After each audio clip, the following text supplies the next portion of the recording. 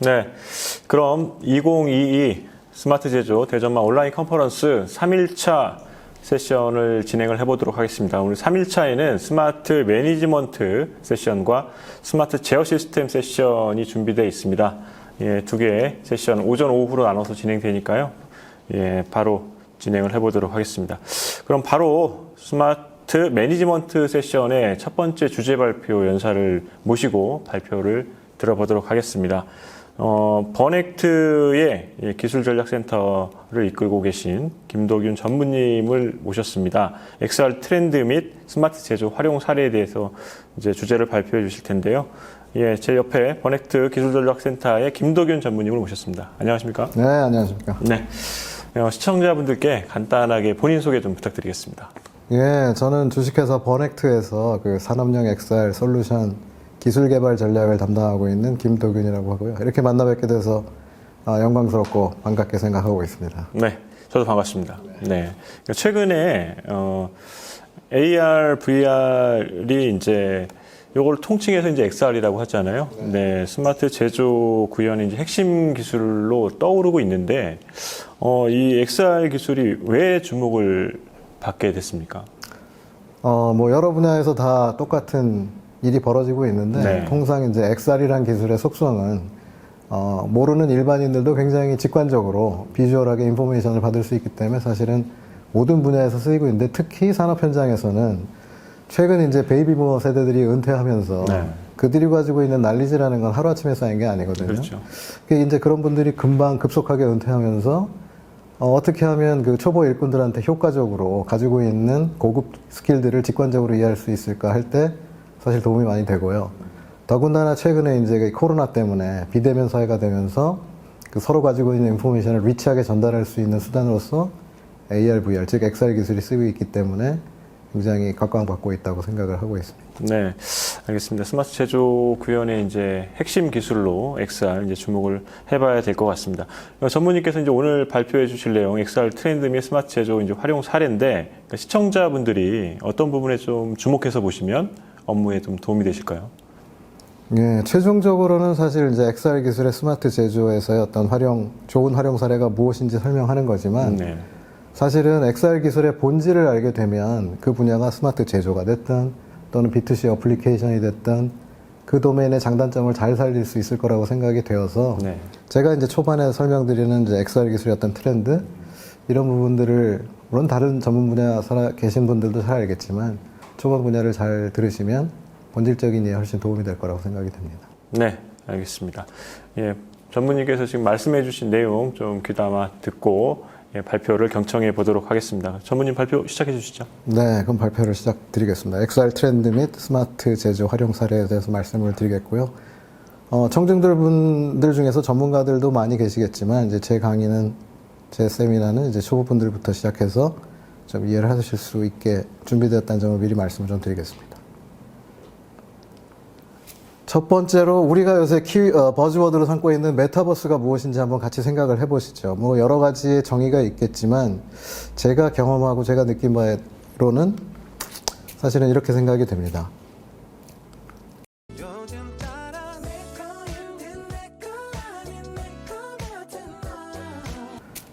이 노래에서도 나오듯이 제가 생각하는 메타버스라는 건 현실인 것 같은데 현실은 아니고 또 현실은 아니자고 보자니 참 현실 같은 가상세계 이렇게 정의가 되고요.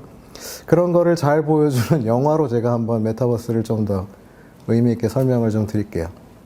이 영화는 제가 참 매트릭스 말고 제일 좋아하는 두 번째 이 가상세계 메타버스에 대한 얘기인데 인셉션이라는 영화죠. 인셉션이라는 영화 중에서 밴딩 시티라는 굉장히 유명한 씬입니다. 저 여주인공은 사실 자기가 꿈속에 들어와 있다는 걸 몰라요, 가상세계에. 근데 바로 저 씬 때문에 자기가 가상세계에 있다는 걸 알게 되죠. 자기 눈앞에 있는 시가지가 저렇게 밴딩하면서 접히는 겁니다. 그럼 일반인 같으면 누구나 저렇게 세상이 접힌다는 건 말이 안 되잖아요. 세상이 접힌다는 걸 보고 자기가 내가 이게 꿈속에 들어와 있네 하고 느끼게 되죠. 하지만 그 가상세계가 너무 진짜 같아서 이게 현실이 아니라고 하기엔 너무 현실 같은 그런 세상이 되겠습니다. 미국 사람들이 참 재미있는 게 실제로 비즈니스가 되기 전에 이게 영화로 먼저 사람들을 꼬시죠. 이런 세상이 올 거라고. 이런 세상이 이제 메타버스가 되는 거고요. 이제 시간이 많으면 뒤를 보겠지만 일단 넘어가겠습니다. 자, 메타버스라는 거에 대해서 간략히 개념을 소개를 했고, 그럼 XR은 무언가? 메타버스라는 단어와 XR이 동시에 존재한다는 건 두 개가 다른 개념이라는 거죠. 역시 제가 생각하는 XR은 이런 거죠. 앞서 보신 그 메타버스를 만들게 하는 핵심 기술. 이게 이제 XR이라고 생각이 되고, 이게 사실 두 부류로 나뉩니다. 첫 번째는 VR 기술인데, 가상 세계 기술이죠. VR이라는 기술은 앞서 보신 메타버스로 내가 들어가게 해주는 기술입니다. 예를 들면 이런 거죠. 여기 계신 이 등치가 좀 있으신 분은 지금 아큘러스라고 하는 HMD를 뒤집어 쓰고 계시고요. 앞에 테레비에 보이는 영상이 이분의 눈을 꽉 채우고 있어요. 즉 현실 세계에 있는 내가 저 가상의 공간에 들어가는 것처럼 느껴지게 하는 기술이죠. 비트세이버라는 아주 유명한 게임입니다. 저분 저렇게 하시면 이제 등치가 많이 피트니스에 도움이 되겠죠. 이게 가상세계 기술이고요. 그다음 두 번째 부류는 AR, 즉 오그멘티드 리얼리티, 증강현실 기술인데 그 가상의 세계가 나한테 오는 기술입니다. 이런 거죠. 이게 이제 스냅챗이라는 회사에서 자기네들의 미래 비전을 보여주면서 이제 제작한 영상인데 바깥에 나를 둘러싸고 있는 세상은 실제 내가 살고 있는 세상입니다. 그 살고 있는 세상을 바탕으로 해서 이제 한 예인데 가상의 페인트를 칠하죠. 이게 이제 로컬 렌즈라고 본인들은 소개하는데 내가 사는 세상에 디지털 컨텐츠를 입히는 이러한 기술이 이제 AR 기술입니다. 그래서 XR에는 이렇게 두 가지 부류가 있다고 말씀을 드리고 싶습니다. 자, 그럼 이제 메타버스와 XR에 대해서는 조금 이해가 됐다고 생각하고 아까도 사회자께서 질문하셨지만 도대체 무엇을 도움을 주는가? 간단한 겁니다, 사실. 이분이 오른쪽에 보이시는 분이 누군지 아시지 못하죠? 니콜라 테슬라라고 에디슨하고 직류 교류 가지고 열심히 싸웠고, 그 다음에 이제 무선통신도 사실은 마르콘이라는 사람이 상용화에 성공했지만, 이분이 이제 무선통신에 아주 획기적인 발전을 가져오신 분이죠. 사람의 본질은 똑같은 겁니다. 이 기술이 왜 필요하냐면, 저기 이제 1926년에 이 사람이 이런 얘기를 했어요. We shall see here one another as perfectly as though we are face to face, despite intervening distance of thousands of miles. 뭐냐면 멀리 있는 사람인데 마치 옆집에 있는 사람이 놀러와서 나하고 얘기한 것처럼 그렇게 만들어주게 되는 기술이 결국은 텔레비전하고 텔레포니 기술이다. 텔레비전, 텔레포니 하면은 굉장히 트래디셔널한 기술인 것 같지만 결국은 XR이나 메타버스라는 기술이 그 비전과 텔레포니를 가깝게 오게 해주는, 하지만 굉장히 현실처럼 느끼게 해주는, 현실이 아니지만 결국 인간의 그 욕망을 만족시키는 기술인 거예요. 그러니까 필요하다는 게 뭐 대단히 뭐 특별한 게 아닙니다. 저도 그렇게 생각합니다. 그래서 개념과 이제 필요성에 대해서 설명을 했고, 이런 것들이 그럼 우리만 이렇게 난리를 피고 있냐? 아니죠. 사실은 서양 세계가 훨씬 먼저 난리를 피고 우리가 이제 따라하는 거예요. 그래서 글로벌 트렌드를 한번 보는 게 중요한데, 제가 9꼭지로 좀 정리를 해봤어요. 이것만 기억하고 계셔도 굉장히 도움이 될 것 같아요. 첫 번째는 뭐냐면 굉장히 이 기술에 의미를 주게 되었던 게 결국 코로나였습니다. 그래서 그 AR, VR 분야가 이 코로나로 인해서 굉장히 성장을 하게 됐고, 더군다나 빅 IT 테크들, 페이스북, 메타로 사명을 바꿨죠. MSD, 엔비디아 같은 사람들이 현재 돈이 안 되고 있는데도 불구하고 굉장히 많은 투자를 했고, 메타 같은 경우 일부 사업 성과를 좀 이따 말씀드리겠지만 사업 성과를 나타내고 있고요. 그 다음에 사실은 AR, VR을 하게 하는 기기는 뭐 특별한 헤드 마운트 디스플레이나 안경이 아니고요. 여러분들이 하나 좀 놓치고 있을 수도 있는데 이미 스마트폰이 AR이나 VR을 가능하게 하고 있습니다. 그래서 AR킷이나 AR코어 같은 게 사실 스마트폰에 깔려서 우리한테 그런 걸 가능하게 하고 있고, 그래서 결국은 스마트폰을 AR이 가능한 기기 안에 포함하게 되면 이미 30억대 이상이 깔려 있고, 좀 더 퀄리티가 좋게 만드는 좀 고컴퓨팅 사양의 스마트폰 기기를 생각하면 6억대 정도 됩니다. 그 다음에 이제 HMD인데 아시다시피 아큘러스 퀘스트 2라고 하는 게 이제 메타에서 나왔죠. 사실은 지금 손해를 보면서도 팔고 있습니다. 에코시스템 만들기 위해서. 근데 지금 비공식 통계이긴 하지만 벌써 한 1000만 대. 1000만 대 정도면 이제 생태계를 구성할 수 있는 그 정도 크기가 되고, 그 다음에 이 앱, 결국 거기서 쓰는 어플리케이션이 중요한데 벌써 작년 2월 기준으로도 한 100만 불 이상 판 게 한 60개 이상 되고, 앞서 그 본 이렇게 가상세계에서 칼로 치는 굉장히 유명한 게임인데 얘만 해도 지금 매출이 1억 불을 돌파했죠. 그리고 사실은 아까 스냅챗에서도 보셨겠지만 광고가 굉장히 좋은 어플리케이션입니다. 이 분야에서. 그러니까 여러분들 아시겠지만 MZ세대 같은 경우 나를 나타내는 소셜 네트워크 서비스가 굉장히 유명하고 사용자들이 많아지니까 이제 비즈니스 만든 사람들이 생각해보면 뭐야? 많은 사람들이 모여? 그러면 AR이 있는 소셜 네트워크에 광고하면 광고 효과 좋겠네 해서 바로 AR을 위한 인스타그램이나 페이스북 같은데 광고가 붙기 시작하고 여기에 광고주들이 지출한 돈이 벌써 15불 정도가 됩니다. 그래서 첫 번째 B2C 비즈니스에서는 AR 광고가 굉장히 큰 비즈니스가 되고 있습니다. 그다음 네 번째로 이제 단말에서의 그런 AR 기기가 잘 되게 되면 그 다음에 자연스럽게 클라우드로 옮겨가게 되면서 비즈니스가 늘어나는데 왜냐? AR이나 VR은 결국 개인이 가지고 있는 경험을 공유하는 것이 굉장히 중요한데 만약에 내가 현실 공간에서 뭔가 정보를 공유한다? 내 동네가 아니고 뭐 동대문도 좋고 부산도 좋고 혹은 뭐 뉴욕, 런던 그 장소에 머무는 사람들이 동일한 경험을 하게 되려면 지구 규모의 어떤 로케이션에 대한 정보가 저장이 돼야 되는데 이거는 단말에서는 안 되죠. 그러다 보니까 이제 클라우드가 지구 규모에서의 어떤 데이터를 저장하고 공유하는 클라우드가 필요한 거고요. 그다음에 AR, VR이 상대적으로 컴퓨팅이 굉장히 필요하게 되는데 고컴퓨팅 연산이 필요하게 되는데 사실 단말에서만 체력이 좀 부족한 점이 있습니다. 그럼 클라우드로 가게 되면 우리가 고성능의 서버 컴퓨팅을 쓸 수 있고 더군다나 최근에 이제 그 데이터의 용량이 많은 거를 전송하려다 보면 이제 고대역폭의 통신 기술이 필요한데 5G라는 거 하고 그 다음에 단말 기지국에 있는 엣지 컴퓨팅을 활용할 수 있는 게 가능해졌고요. 그다음 마지막으로 사실은 더 메인 드라이버는 우리가 소위 알고 있는 테크 자이언트, 뭐 마이크로소프트, 아마존, 뭐 구글 이런 사람들이 자기네들의 비즈니스를 스마트폰 이후에도 유지하고 싶은 겁니다. 그러다 보니까 소셜 네트워크에도 클라우드를 붙이고 또 엔터프라이즈 서비스에도 클라우드를 붙이고 그다음에 검색 엔진에도 클라우드 붙이고 이런 것들을 AR, VR 시대에도 그대로 유사하게 자기네들의 어떤 이니셔티브를 가져가고 싶은 게 굉장히 메인한 드라이버가 되겠습니다. 그 다음에 이제 웨어러블 기기가 AR 글래스 등장을 가속화할 것이다. 왜 그러냐? 지금 스마트폰 시대가 이제 정체에 접어들면서 본인들의 비즈니스에 정체가 오니까 이거를 극복하기 위해서 웨어러블 기기가 나왔죠. 뭐 이어파드, 뭐 워치. 근데 이런 부분들이 사용자한테 이제 몸에 착용하는 기기가 굉장히 자연스럽게 그렇게 만드는 경향이 있고 그러다 보면 자연스럽게 글래스라는 것도 사람이 결국 착용을 하게 되는데 거부감을 굉장히 줄이는데 많은 도움을 줄 거라고 생각합니다. 하지만 일반 소비자형이 이런 형태의 글래스를 쓰려면 기술이 굉장히 발전해야 되는데 제가 보기에는 그건 아직은 한 5년 이상 시간이 걸릴 거고 그래서 일반인용으로는 아직은 좀 멀리 걸릴 것 같고 애플이 어떻게 하느냐가 또 상당히 중요할 것 같고요. 반면에 엔터프라이즈 쪽은 성장이 예상되는 게 왜냐하면 당장 쓰이는 기계는 다 헤드 마운트 뒤집어 쓰는 기계인데 사실은 엔터프라이즈 쪽에서는 내가 이게 돈을 세이빙하고 훨씬 생산효율을 높인다 그러면 돈의 원리에 따라서 뒤집어 써야 되는 거거든요. 월급 주는 사람이 뒤집어 쓰라면 안 쓸 수 없지 않습니까? 그러니까 적용 효과가 뚜렷한 것 때문에라도 하여튼 제약에서 좀 자유롭고 아마도 작년에 이제 파일럿 스테이지를 거쳐서 올해는 굉장히 본격화가 예상이 됩니다.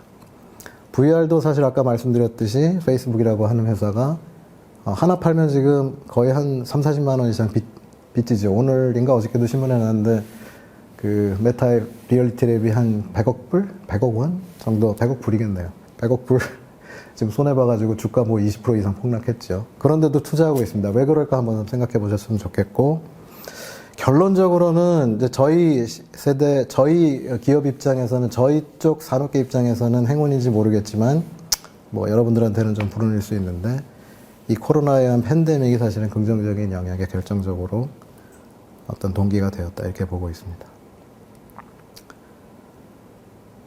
다음으로 이제 메타버스 현황인데요. 그 메타버스는 네 가지 메인 드라이브로 움직입니다. 첫 번째는 계속 말씀드리지만 빅 IT 테크가 이쪽으로 움직인다. 얘네들이 지금 뭐 어마무시한 투자를 하고 있죠. 목적은 하나인데 걔네 플랫폼 비즈니스라고 하는 거, 사람들이 많이 모이고 거기서 돈을 쓰게 하는 거, 이런 걸 계속 유지하고 싶은 거고, 두 번째 드라이버는 온라인 게임 플랫폼입니다. 사실은 게임이라고 하는 것이 VR 메타버스 측면에서 봤을 땐 거의 비슷한 거거든요, 기능적으로. 그러다 보니까 태생적으로 메타버스 구축에 적합하고, 더군다나 메타버스가 되게 되면 나를 표현해야 되는데 게임 캐릭터라고 하는 게 결국 메타버스의 아바타의 다름이 아니거든요. 그러다 보니까 자기들의 장점을 활용하기 좋아서 게임 플랫폼 이게 두 번째 드라이버가 되고, 세 번째는 이제 블록체인인데, 사실 블록체인이라는 거는 우리가 현물 화폐로 가지고 놀던 것들을 이제 가상의 인터넷 세계에서 재화의 어떤 효율적인 유통, 그 다음에 이제 해킹으로부터의 위협 안전, 이런 것 때문에 생겼던 건데, 가상 세계에서 가지고 노는 경제 유통 수단이다 보니까 자연스럽게 메타버스하고 연계하려는 생각들을 가지고 있습니다. 뭐 최근에 뭐 NFT, 그 오픈시 같은 그 가상 마켓에서 무슨 원숭이 같은 거인데 어떤 엄청난 가격에 팔리고 있더라고요. 이런 것들을 활성화시켜야 되니까 어디서 하면 좋을까 하니까 자연스럽게 메타버스가 떠올라서 그거하고의 결합을 많이 유도를 하고 있고요. 이 세 가지 행보하고 조금 다른 게 뭐냐면 웹 3.0인데 지금까지 이제 중앙 집중적인 또는 이제 거대 플랫폼 기업에 의한 그 비즈니스 드라이빙이었다면 그거에서 이제 벗어나고 싶은 사람들이 즉 탈중앙화하고 싶은 세력들이 이 웹 3.0이라는 걸 통해서 이런 메인 드라이버가 되는 빅 기업들에서 이제 탈출하고 싶은 욕구들이 있기 때문에 자기들끼리 이제 오픈 메타버스 추구하는 이런 방향이 좀 있습니다. 하지만 뭐 잘 아시겠지만 제가 왜 첫 번째 빅 IT 기업들을 끼워놨겠습니까? 걔네들이 사실은 불행하지만 이끌 가능성이 굉장히 큽니다. 그래서 그 회사들에 대해서 좀 말씀을 드리면 XR의 어떤 트렌드를 더 자세히 아실 수 있을 것 같습니다. 이제 제가 좀 캐치프레이즈로 만들었는데 메타 같은 경우는 뭐냐면 한마디로 전부 다 먹겠답니다. 뭐가 됐든 메타버스는 다 먹어보겠다. 제일 활동도 활발하고요. 그러니까 아시다시피 아큘러스를 2조 원이나 주고 인수했죠, 14년에.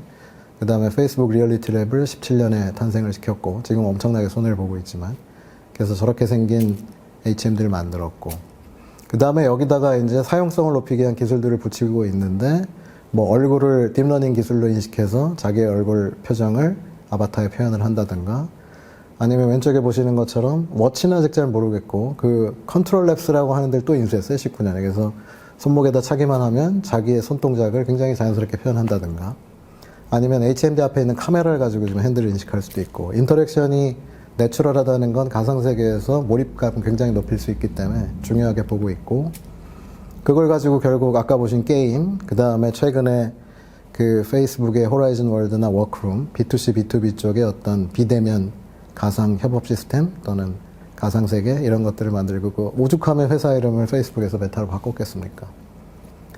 여기서 끝나냐? 아닙니다. 뭐 최근에 아시겠지만 뭐 안경 패션계의 어떤 유명 회사인 뭐 룩소티크하고 저런 형태의 이제 안경도 만들려고 하고 있습니다. AR까지도 이제 노리고 있는 거죠. 애플.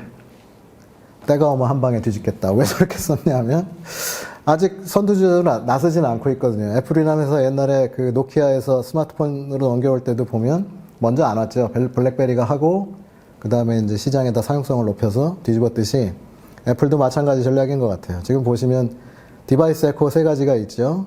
그 스마트폰, 아이폰을 중심으로 해서 손목에 채우고 귀에다 꽂게 하고 얘네들의 훌륭한 점은 이걸 연계한다는 겁니다. 그래서 글래스도 아마 제가 알기로는 아마 밍치고의 예측에 따르면 올해 말 내년 초 이렇게 나올 거고 그거 나오면 그것만 돌게 하느냐? 아마도 아닐 겁니다. 스마트폰을 컴퓨팅 파워로 쓸 거고 그 다음에 글래스를 위한 내추럴 인터랙션은 이어폰하고 붙여서 뭐 음성 인식을 한다든가 공간 사운드를 한다든가 그 다음에 워치하고 붙여서 저건 이제 제가 유튜브에서 제가 만든 동영상 아닙니다. 애플에서 내놓은 건데 손목에 채운 그 워치를 이용해서 손의 움직임을 감지하든가 이렇게 될 겁니다. 그래서 결국은 디바이스 에코를 만들겠다는 게 이제 애플.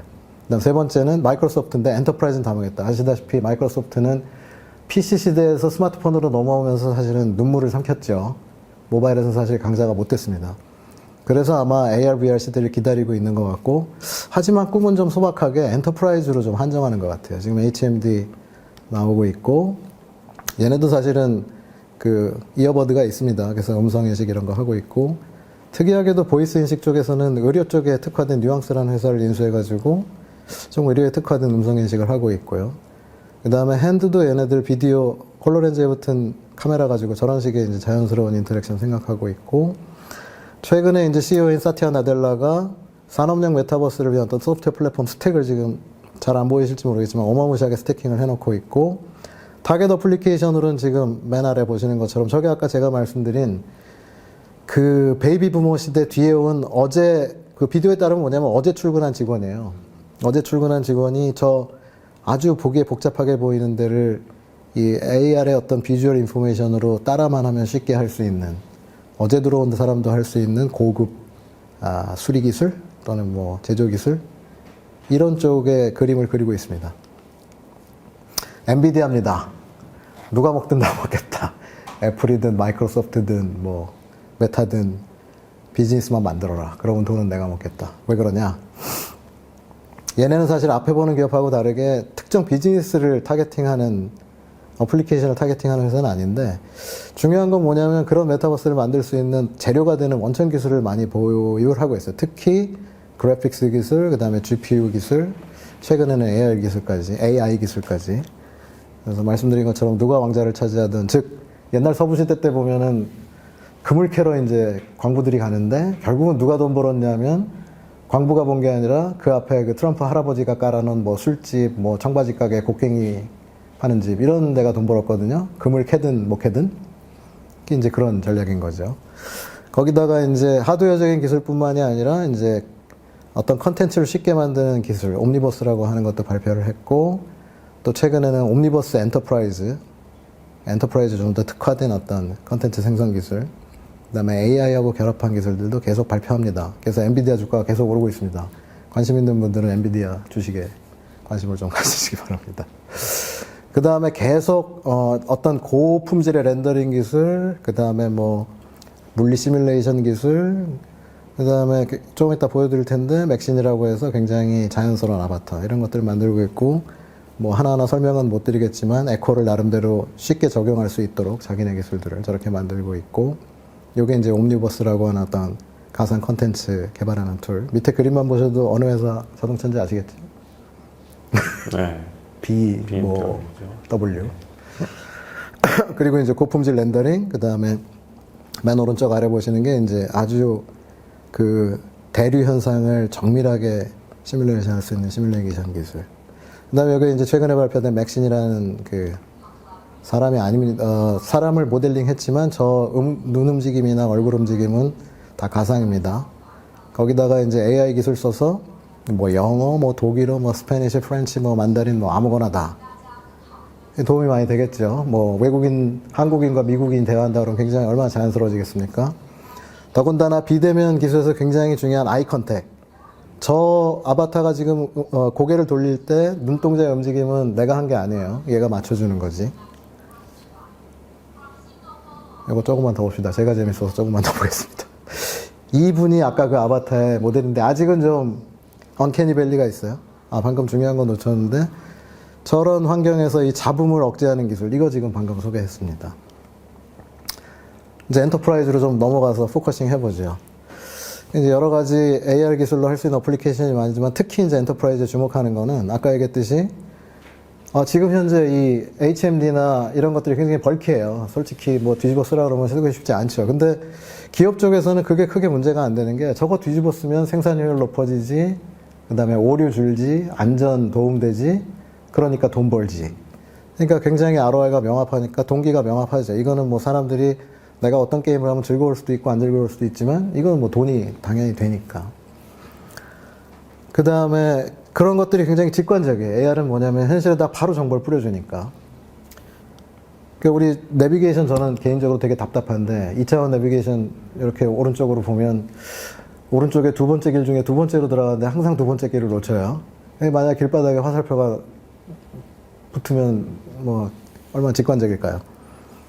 그 다음에 아까 얘기한 것처럼 이제 노련한 작업자들이 자꾸 은퇴하는데 그분들이 가진 훌륭한 노하우가 자꾸 유실이 된다는 거, 그런 부분들을 직관적으로 바꿔주는 거고, 당연히 성장률 좋고, 반면에 저렇게 좋은 점이 있는데 역시 또 배리어는 있어요. 뭐냐면 우리가 여태까지 이런 방식으로 일을 안 해봤거든요. 그러니까 그런 조직의 어떤 관성이 있고, 여태까지 일하던 방식이 조금 변화된다는 거. 제일 무서운 건 뭐냐면 내가 이것 때문에 일자리 뺏기지 않을까, 저런 게 들어오면. 그러니까 이거를 적용을 어디까지 해보냐면 라인에 있는 시설 중에 한 군데 해봐요. 잘 돌아. 전체로 확산을 안 해. 저런 문제 때문에. 이런 문제라고 하는 거가 만약에 이게 어떤 관행으로 고착화되면 이쪽도 사실은 쉽지 않은데, 그래서 이런 거를 극복하기 위해서는 굉장히 사용성을 좋게 해서 저분들이 이런 기술들을 수용하는데 문턱을 낮추는 거. 그 다음에 끊임없이 이것들이 정량적으로 좋은 효과를 나타내는 것을 보여주는 노력을 끊임없이 해야 된다고 생각이 됩니다. 네, 그래서 결국은 저런 엔터프라이즈의 위기를 극복하기 위해서는 사용성 높게, 그 다음에 정량적으로 어떤 경영 성과가 나게 이렇게 하는 노력을 끊임없이 해야 되고요. 그래서 이제 저희 버넥트 자랑을 좀 할 텐데 그런 노력을 끊임없이 하고 있다. 좀 소개를 드리겠습니다. 그래서 저희는 이제 2016년에 이제 대표께서 설립을 하셨고 바로 연이어서 이제 솔루션을 그 다음에 하나 개발을 했고 그 다음에 18년에 또 그 두 번째 솔루션을 개발한과 동시에 이제 시장에 진입을 했고요. 2019년에 이제 시리즈 A, 그 다음에 최근에 작년 말에 이제 시리즈 B 투자를 받아서 이쪽 분야로 이제 계속 투자를 진행하고 있고, 이제 이런 것들은 아까 이제 그런 서비스들을 잘하기 위해서 이제 핵심 기술들을 개발해야 되는데, 뭐, 저희가 스타트업 치고는 이제 IP, 지적재산권도 굉장히 많이 확보를 하고 있어서, 향후에 이제 비즈니스를 할 때 이런 부분들을 잘 밸류를 가져갈 수 있을 것이라고 생각이 듭니다. 이제 본인 입으로 본인 회사 얘기를 하려니까 굉장히 어색합니다. 그래서 아까 말씀드린 그런 문제를 해결한 사례인데 그냥 편한 마음으로 보시기 바랍니다. 영어라서 편하지는 않으실 텐데 그림만 보시는 걸로 하고요. 이제 아까 말씀드린 것처럼 이제 산업 현장에서는 현장에 있는 기술자하고 그다음에 그 난리지를 가지신 분들을 어떻게 연결하냐가 중요한데 그 난리지를 이제 디지털 컨텐츠로 만드는 게 굉장히 중요합니다. 근데 컨텐츠를 만든다는 일이 그렇게 생각보다 쉽진 않아요. 저런 어떤 3D 모델들을 가지고 놀아야 돼서 저희 같은 경우에 이제 뭐 프로그래밍이나 이런 거 없이 우리 이제 워드나 파워포인트 쓰듯이 이렇게 객체를 끌어다 놓고 거기 이제 타이핑을 해서 지시사항을 하고 하면 현장에서 보시는 것처럼 이제 굉장히 복잡한 장비에다가 이제 그거에 해당하는 인포메이션을 붙이는 거고요. 리모트 같으면은 우리가 이런 일들이 많아요. 현장에는 사실은 난리지가 부족한 일꾼들이 있고 난리지가 많은 분들이 현장에서 문제가 생기면 내려가야 되는데 뭐 차 타고 내려가야지, 가면 뭐 밥 먹어야지, 뭐 숙박해야지, 또 그분 딴 데서도 찾지. 그 이제 그걸 원격으로 연결을 해서 그분들이 이제 영상을 보실 때 거기서 바로 직관적으로 이렇게 얘기할 수 있는 그런 기술들을 가지고 있습니다. 그 다음에 보안도 굉장히 중요합니다. 사실 산업 현장에서는 지켜야 할 정보들이 많아서 그런 보안 네트워킹 기술들도 가지고 있고요. 시공경계선 좀 넘어가는 걸로 하겠습니다. 그래서 이런 것들을 하기 위해서는 저런 이제 솔루션을 개발하기 위한 이제 개발 툴, 또 SDK 이런 것들이 중요해서 그런 부분들을 저희가 가지고 있고 방금 비디오에서 잠깐 보셨지만 이런 개발 재료들을 이용해서 실제 현장에서 활용할 수 있는 솔루션 이런 것들을 하고 있습니다. 그래서 아까 원천 기술 얘기를 했는데 사실 XR에서 가장 중요한 건 현실 공간을 잘 이해하는 기술입니다.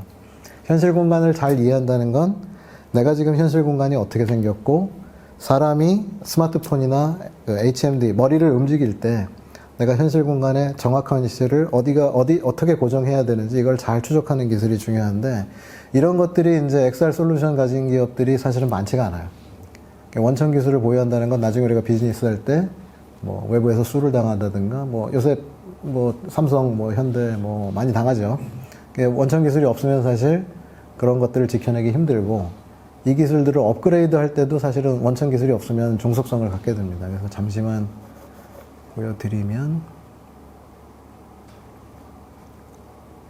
이게 이제 소위 트래킹 기술이라고 하는 건데 현실 공간에다 내가 가상 객체를 박으려면 현실 공간에 어떤 위치를 내가 타겟팅해야 되는지를 이제 마커라고 하는 걸 저렇게 놓게 되는데 뭐 이미지로 할 수도 있고 QR코드로 할 수 있고 저기 보시면 이제 퍼렇게 보이는 정육면체가 가상 객체가 놓이는 거예요. 그게 뭐 수리 공구가 될 수도 있고 화살표가 될 수도 있고 그래서 저런 것들을 정확하게 빠르게 찾는 게 굉장히 중요합니다. 또 여러 개를 놔도 저렇게 찾을 수 있어야 되고 뭐 건드려 보죠. 그다음 뭐 옆으로도 놔보고 이런 것들을 실시간에 찾는 게 굉장히 중요하고요. 특히 산업 현장에 저희가 좀 자랑하고 싶은 건 뭐냐면 특히 산업 현장에서 보면 객체를 찾는다고 하는 건 객체가 복잡할수록 잘 찾는데 산업 현장에 이제 CAD 데이터들이 많아요. 그러니까 특징이 없다든가 저렇게 보면 이제 모노토닉한 컬러라든가 굉장히 매끈해버리죠. 저런 걸 찾기가 굉장히 힘든데 이제 저희 쪽에서는 저런 거를 굉장히 잘 찾아서 오른쪽에 보시면 뭐 파랗게도 변하고 뭐 분홍색으로도 변하고 저게 보기보다 쉽지 않습니다. 제조 현장에는 저런 데이터가 많아서 일반 소비자용 트래킹 기술보다는 굉장히 고도의 기술력을 가져야 저게 가능하게 되는 기술입니다. 그 다음에 그것만 있으면 되는 게 아니라 실제 서비스가 되려면 백엔드 이제 클라우드 쪽에서 뭐 사용자들이 쓰고 있는 것들의 어떤 컴퓨팅 부하는 어떻게 걸린다든가 보안은 지금 잘 지켜지고 있나 이런 것들을 잘 모니터링 해야 되는데 그런 것들을 위한 플랫폼 그 다음에 이제 라이선스 관리도 중요하고 뭐 작업 관리도 중요하고 대시보드라고 하죠. 그런 부분들의 백엔드 어떤 플랫폼도 중요하고요. 이런 것들을 가지고 저희도 이제 솔루션을 만드는데 아까 리모트라고 하는 거는 보셨듯이 이제 현장에 있는 작업자하고 원격에 있는 사무실에 있는 이제 엑스퍼트 날리지가 서로 이제 연결이 돼서 현장을 관리하는 건데 현장에서 어느 부분을 이렇게 가리켜 가지고 뭘 조절해 뭐 이런 인터페이스도 중요하고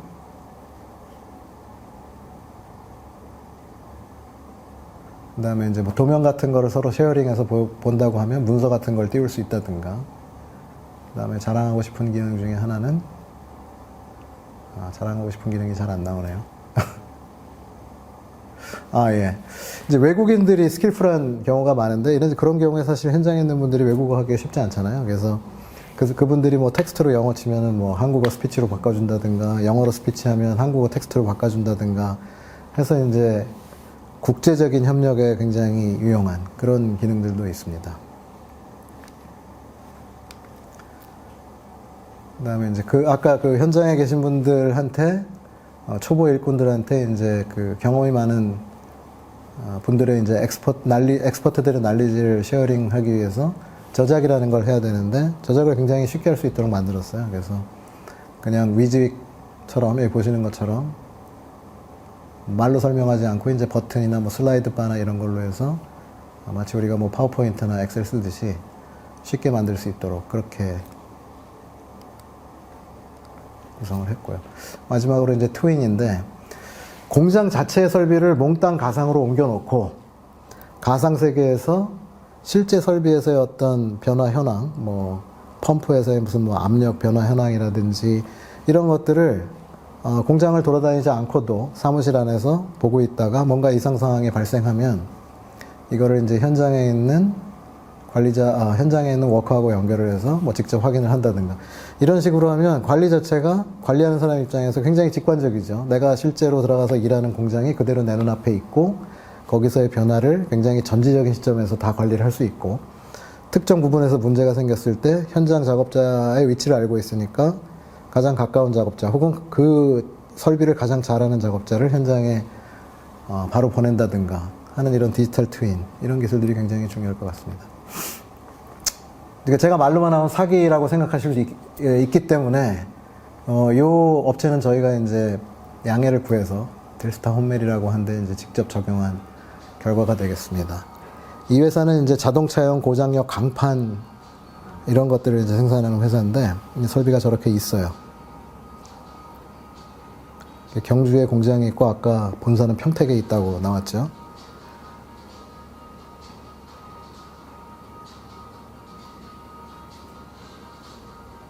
이제 긴급 출장을 가야 되는데 뭐 출장 가는 동안 시간 들고 돈 들고 혹은 뭐 가기 힘든 경우도 있겠죠.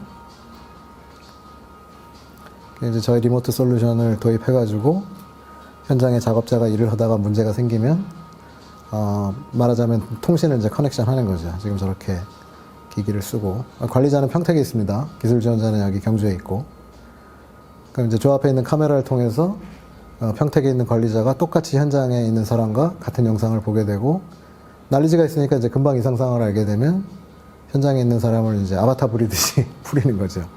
그럼 갈 필요 없고 시간 절약되고, 그 다음에 난리지가 있는 사람만큼 어떤 조치를 취할 수 있고요. 그래서 이거는 제가 이제 헛소리 하는 거 아닙니다. 이제 증거로 보여드리는 거고, 다시 한번 말씀드리지만 이게 약간 자랑하는 것 같아서 제가 좀 어색합니다. 여기까지가 이제 근데 중요한 건 뭐냐면, 이런 기술들이 현장에 적용되게 하려면 결국 사람이라고 하는 건 새로운 것을 받아들이는데 항상 자연스럽게 이 릴럭턴시가 생기게 돼요. 그러면 사용성을 높여서 장벽을 자꾸 낮춰줘서 그분들이 쉽게 받아들이게, 그 다음에 받아들인 게 결과로, 돈으로, 시간으로 드러나게, 이런 노력을 끊임없이 해야 된다는 거고, 그 과정에서는 사실 실제 산업 현장에서의 어떤 도메인에 대한 문제를 진심으로 파악을 깊게 하고 그거에 맞는 솔루션을 공급하는 거. 이런 노력을 하는 게 결국 이쪽 비즈니스를 일으킨다. 그러려면 XR 기술의 장점, 단점, 본질을 잘 알아야 된다. 이 말씀을 드리고 싶고요. 제가 이제 이쪽 계열에서 25년 정도 일을 했는데, 이제 이런 기술들이 그럼 마지막으로 어떻게 발전해 나갔으면 좋겠는가 하는 걸 한번 영상에 담아봤어요. 지금까지 보여드린 건 이제 관리자와 현장의 사용자 1대1의 관계였다면, 앞으로는 어떻게 될 것 같냐면 일반 사무실에서 두 사람이 아니고 관련된 여러 사람이 한꺼번에 모이는 거예요. 예를 들면 저기 스마트 빔이라고 하는데, 사실은 건설 현장 같은 데서는 스테이크홀더가 굉장히 많아요. 뭐 도면 만드는 사람, 그걸 시공하는 사람, 그 다음에 돈 계산하는 사람, 이런 사람들이 지금까지는 어떻게 했냐면 한 사람이 하나씩 돌아가지고 매 사람 다 검사를 받은 다음에 한 바퀴가 도는데, 그런 과정이 여러 번 일어난다. 예를 들면 그걸 한 번에 할 수 없을까? 그러면 결국 뭐냐면 서울, 대전, 대구, 부산에 있는 사람들이 한꺼번에 가상 공간에 모이는 거죠. 이 중에 보면 지금 실제 사람도 있고 가상도 있어요. 그래서 같은 도면을 놓고 보고, 예를 들면 풍동 실험하는 거예요. 건물에 이제 철근 넣어보고 바람 부는 거 시뮬레이션 했더니 뭐 철근의 강도가 약해. 그럼 저기 모자 쓰신 분은 이제 현장에서 실제로 이 시뮬레이션 결과를 현장에 있는 건물에 맞춰보는 거예요. 그래서 뭐 서로 뭐 얘기하면서 이렇게 되면 아까 이제 현장에 있는 사람과 1대1보다 조금 더 효율이 높아지겠죠. 그래서 여러 명이 동시에 원격에서 한 자리에 모여서 한 방에 해결하는 거. 지금은 B2B로만 얘기했지만 이게 쉽게 상상이 가시죠? B2C 버전으로도 갈 수 있고. 근데 어떤 출발은 명확하게 돈이 되는 B2B에서 출발해서 B2C까지 갈 수 있는 이런 것들을 좀 생각을 해보고 있고, 여기까지 해서 제 발표를 마치도록 하겠습니다. 감사합니다. 네. 예, 여기까지 버넥트 기술전략센터의 김도균 전무님께서 주제 발표를 진행해 주셨습니다. 궁금한 것 중에 하나가, 테스트 홈멜은 뭐 잘 갖춰진 그런 IT 환경도 그렇고, 어쨌든 스마트 제조 혁신에 이제 상당히 앞서 있는 선도 기업인 것 같아요. 근데 일반적으로 대부분의 이제 제조 환경들이 이런 약간의 혁신 기술들을 도입하는데 한계가 있을 것 같긴 한데, 예, 뭐 팁 아닌 팁, 예, 좀 더 쉽게 접근할 수 있는 뭐 팁이 있다면 어떤 게 있을까요? 없습니다. 없습니까? 팁은 없고요. 네. 공식적인 버전의 답변은 뭐냐면 자동화가 덜 돼 있는 데부터 차근차근 해놓는 게 맞아요. 왜냐하면 뭐 서양의 사례는, 물론 아까 BMW 이런 얘기 해드렸는지 모르겠지만 이제 엔비디아 같은 경우에 그 옴니버스에 대한 베스트 사례를 만들기 위해서 BMW를 갔어요, 사실. BMW 가서 야, 니네 자동화된 데이터 있냐? 그랬더니 뭐 파일을 하나 주더래요. 보니까 엑셀이야. 엑셀에 자기네들의 생산 설비의 어떤 진행 현황이나 데이터가 있는 거예요. 이게 얼마나 허망합니까? 엑셀 가지고 한다니. 그래서 어떻게 베스트 케이스를 돌았냐? 아예 처음부터 가상 공장에서부터 시작하자. 뭐 이런 식으로 돼 있거든요. 그러니까 뭐 저희 나라는 오죽하겠습니까? 그러니까 아까 보시면 리모트 같은 사례는 공장이 자동화되어 있지 않고 아날로그 티켓도 결국은 현장에 있는 사람, 그 다음에 사무실에 있는 엑스퍼트가 네. 화상 통화하는 거잖아요. 쉽게 얘기하면. 그렇죠. 뭐 그런 것부터 시작을 하는 거죠. 그 다음에 이제 자동화의 레벨에 따라서 뭐 우리가 쉽게 얘기해서 뭐 IoT 같은 걸 쓴다 그러면 아까 보여드린 것처럼 궁극의 얘는 디지털 트윈 같은 거예요. 근데 디지털 트윈이 되려면 각종 설비의 어떤 그 아날로그틱한 데이터를 디지털화해야 되는 그런 것들이 필요하죠. 그럼 뭐 비용을 들여야 되고, 비용에 따라서 효용이 나올지에 대해서 사실은 퀘스천을 갖게 되고. 그러니까 자동화가 많이 필요하지 않은 솔루션부터, 그러한 군대부터 XR이나 AI 기술 도입하고 신뢰관계를 쌓으면 차츰 올라오는 거고, 제일 중요한 자세는 아까 얘기했듯이 XR 기술의 본질을 잘 알고 있는 상태에서 각각의 산업 현장의 커스터머들이 요구를 해오면 이런 기술들을 어떻게 맞춰나갈 수 있을까? 어떻게 하면 사용성을 편하게 할 수 있을까? 그리고 어떻게 하면 효율을 극대화할 수 있을까? 이건 건바인거든을 사실 부딪혀야 되는 거고, 그런 것들이 잘 되면 앞에 빅 IT 테크 보여드린 것처럼 생태계를 구축하는 거죠. 플랫폼화. 그렇게 하게 되면 이제 저희 플라이휠을 한번 돌려놓으면, 그 다음에 이제 그런 기업들 아니면 저희의 뭐 서드 파티들이 플랫폼 상에서 이제 솔루션화를 해서 결국 생태계가 커지는. 이게 오피셜한 대답입니다. 네, 알겠습니다. 언오피셜은 뭐 다음번에 기회가 된다면 그때 네, 알겠습니다. 하겠습니다. 네, 버넥트 기술 전략센터의 김도균 전무님이셨습니다. 오늘 발표 감사합니다. 네, 들어줘서 감사합니다.